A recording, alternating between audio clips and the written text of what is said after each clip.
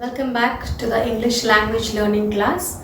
In my previous video, I had uploaded regarding the article writing, that is how to write an article, belongs to the category of advanced writing skills. Today we are going to discuss about the second topic, that is debate. After that, I will be going for the speech. Now when we talk about the debate and a speech, I hope you must be knowing what is the difference between a debate and a speech.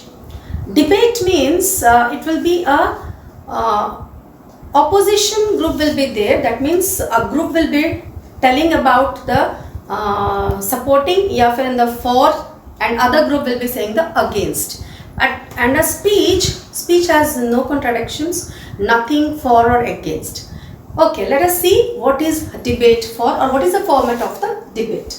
Now format of the debate is, the first is a salutation. Salutation means judges will be there, audience will be there, teachers will be there, students will be there, anyone can be there. So you can begin as honorable judges.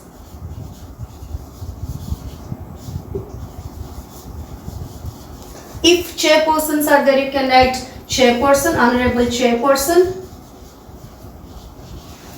So on, anything you can be there according to the presence. Next comes our introduction. In the introduction part, we have two groups. One is a group or a person talking in for of the topic, or the child or the contestant can talk about against, or if you are writing, since we are going for the writing skills, you need to write either for the for of the topic, or you have to write against the topic. What is for and against? That means you will be in the support of the statement or the title given to you or the topic given to you, or you will be writing against the topic. Introduction part is over, beginning salutation was over. Now next comes the body part. In the body part, what we have? We have to express our views or the facts, or if you are in the against, you have to write the contradiction of the opponents. Suppose you need to you are in the for and you have to write the opponents, or if you are against, then if a person or if some can present against the topic, you need to write, or you need to contradict that part. You can, but remember, you are not allowed to write both the things together. That means as well as for the topic and against the topic, you need to do only one. That is that comes according to your introduction part. It should be very clear whether you are in the for or against the topic. In the body part, as I said, you need to express your views or the facts or the contradiction of the opponent's argument. When we are telling contradiction of the opponent's argument, if you are having a debate competition that is oral, in that case, suppose a contestant has already told something, you are contradicting the statement given by the opponent. But when we are talking about the writing skills, you are presenting it on the pen and paper format. In that case, you need to give your own statement which will be contradicting the other thing. Okay, now body part is over.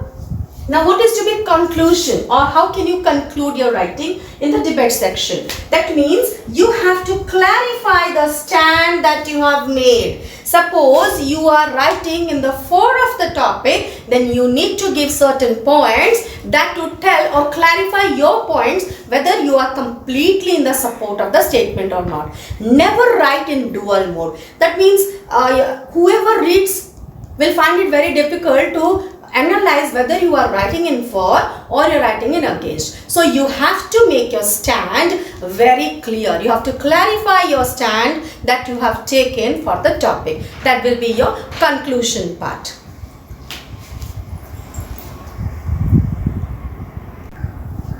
Now let's see what is speech. Normally if you talk about a term speech, what is speech? Someone says, it can be a leader, it can be a head of the institution, it can be a head boy or a girl, it can be anyone who wants to give a speech. What is speech? Speech, we can say, it is an expression of your opinions also. Now let us see. A speech is a formal talk or discourse delivered to an audience to express the thoughts of opinions over a particular subject matter. Okay, it can be a discourse of your thoughts of opinions over a particular subject matter. That is speech. Now who can give a speech? That is also important. Who can give a speech? Speech can be delivered by the first panel of speakers. The group of speakers can speak. Next is a head boy or a head girl of a class school can give a speech. A leader can be of any organization, leader can be of any union, leader can be of any circle. That is, a leader also can give a speech or deliver a speech. Rather, that sounds better. The head of the institution can give a speech, can deliver a speech. Institution in the sense it can be the educational institution, it can be a workers association's head of the workers head, I can say. So any head of a particular institution can deliver a speech, or a leader, not only a freedom fighter or any leader of an organization, a person who leads any group, that is only leader, no? So a leader can also deliver a speech. After this, I am going to tell you the format of the speech as I have given for the format of the debate. So now let's see what is the format of the speech. The first, as it is greetings or salutation or addressing the audience. Now this greeting or salutation or addressing the audience depends upon the writer, or if it is an oral thing, by the it depends upon the speaker. Normally, what are the things as we use for the greetings? You can say honorable judges, respected principal, esteemed judges, my dear audience, or something like that, and you have to begin that. There are various styles, I can say, depends upon how you are saying. After greeting your judges or things, you can say I so and so. Suppose I am saying, I'll say I Pallavi on behalf of this prestigious institute, so and so is here to deliver a speech on the given topic. That is how I am presenting myself. If you are writing, you need to write it in that way also. So greetings entirely depends upon the writer or the speaker, I can say, since it is writing, so I will say upon the writer. Second is self-introduction. You have to write the name and designation and introduction of the topic.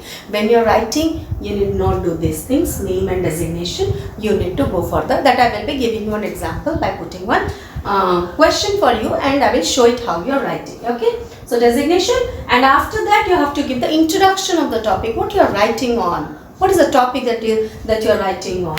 Then third is your contents. Now contents means what? You don't write blah blah blah blah this. I come to know about the topic. The teacher has given this topic, so and so and so. Don't do that. You will get a big zero there.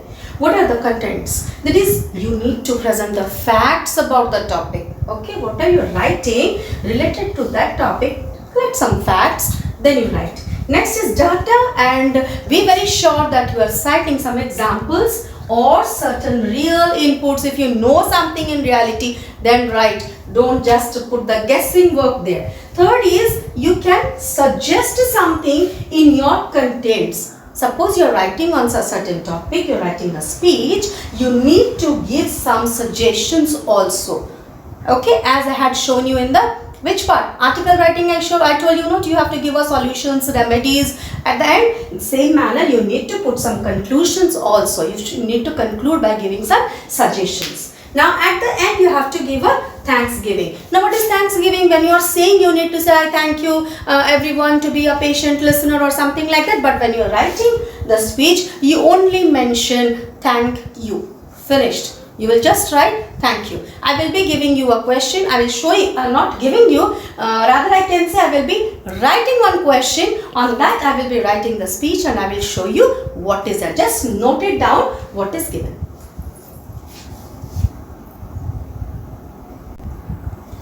Now see, I have taken a question or a topic. Online class cannot replace the real class. This is a current topic, we can say, since pandemic is at its roar or on its roar.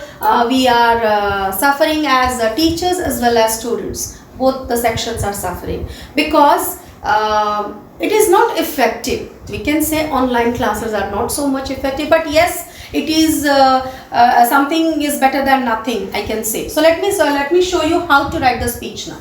Now see, online class cannot replace the real class. How to begin this topic I have seen, showing you. First you need to address, that is salutation or greetings. Remember, in the first number I kept respected principal, teachers and dear friends. This is your greetings, first section over. Second one was there, A very good morning to you, to all of you. This is also coming under greetings. Then you are giving your introduction. I am here to present my views on the topic online classes. You have to write the entire topic here. I am not written. You have to write the entire topic here within the single inverted commas. Okay. Then you have to come in. You are going to give the body. This is a content part. Yes. As far as real classes are concerned, there is nothing that can replace it.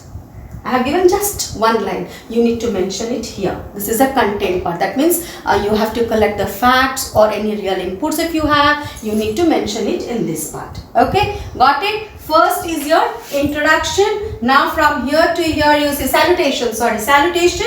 Respected principal, teachers and dear friends. A very good morning to all of you.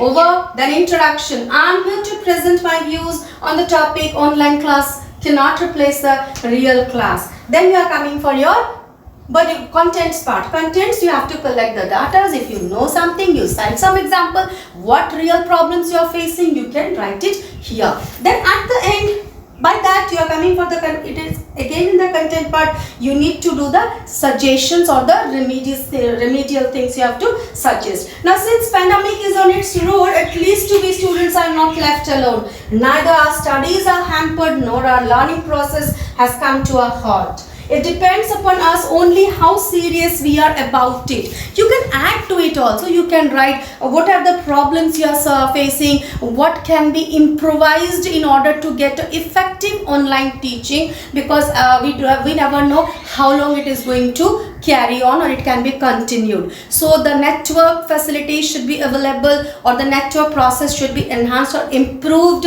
and suggestions only you can give that. It depends entirely upon the students' seriousness. How serious are you about the online classes? It is not like you are giving your attendance, your name is flashing on the screen, but you are somewhere else. But one more thing I will also, you can add it here. Online is beneficial because it doesn't make you to sit in a classroom. You can be busy with your work. At the same time, you can attend your class. Suppose due to some issues you are out of your home, your mobile phones are with you. You can continue the class or you can attend the class of your session or of your classrooms. Okay, so it is not making you to sit inside the classroom early in the morning. You are getting up with your uniforms and rushing to the school. Moms are preparing your tiffins. Nothing is required. I can say you can give one suggestion, but one suggestion is online classes entirely depend upon the students, how the students are taking it seriously. So you can put it in the conclusion part that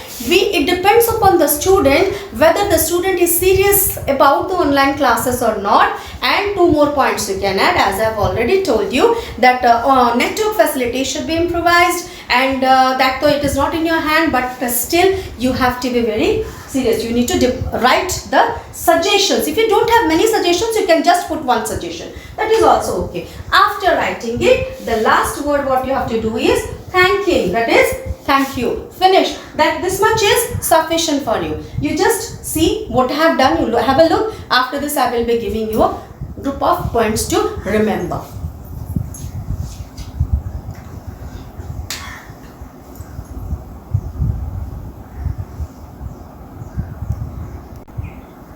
Now here are the points for you to remember. Number one, that is your introduction. In the introduction part, you need to define the topic, whatever is given to you. Part 2, you need to analyze the topic in terms of issue and its causes, consequences and effects, etc. Number 3, that is your conclusion part. As usual, suggestions, remedial measures or steps for the improvement. You need to mention that also if you have with you. Then one more thing, don't write here and there. You need to write your points that has value. Okay, valuable points you need to write. And most important is maintain the order. ये नहीं कि at the beginning तुमने conclusion वाला remedies दे दिया, end of the topic you're writing something else. Don't do that. Maintain your logical order. And my dear students, please be very particular regarding the word limit. You need to maintain the word limit because it carries, entire thing carries for you 10 marks. So debate and speech I have covered here. Points to remember I have given you. Just note it down and be sure that you are not making mistake in your coming exams. and till then wait for the before telling anything, just note down the points. I hope you must have noted down the points to remember. So it is 10 marks. Both the things I have explained to you, debate as well as speech. Previous video I have already given you about the article writing, and very soon I will be giving you a new video, or rather uploading a new video that is upon the notice writing. Till then, stay home, stay safe, and bye bye.